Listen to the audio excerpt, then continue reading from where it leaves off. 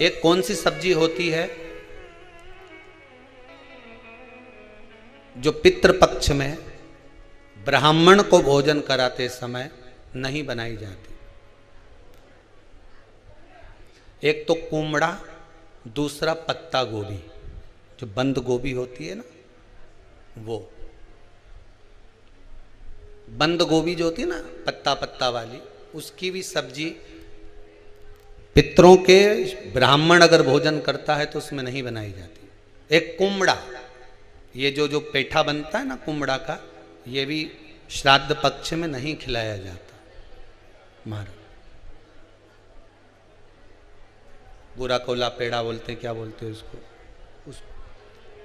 श्राद्ध पक्ष में उसको भोजन में नहीं दिया जाता। ब्राह्मण के भोजन, महाराज ब्राह्मण के भोजन में श्राद्ध पक्ष में सबसे ज्यादा जरूरी है दूध की खीर, दूसरा तुरई या गिलकी का भोजन, या तो सब्जी बनाओ या भजिया बनाओ, कुछ भी बनाओ। तीसरा मांस की दाल का भोजन, उड़द की दाल का भोजन। उड़द की दाल का या तो दही बड़ा बना लो, इमरती बना लो, या फिर बड़ा बना लो, या पकोड़ा बना लो, पर उसका भोजन होना जरूरी है।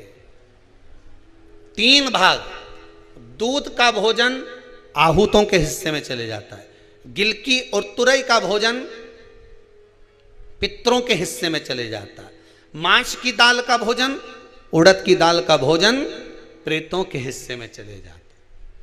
इसलिए ये 3 भाग का भोजन ब्राह्मण जब श्राद्ध पक्ष का भोजन करे तो उसमें बनाना जरूरी।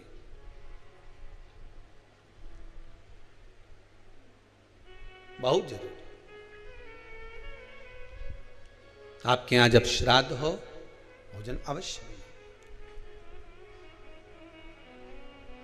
कई लोग कहते हैं गुरुदेव जब हम गया जी से आ जाएं तो क्या ब्राह्मण भोजन कराना जरूरी है?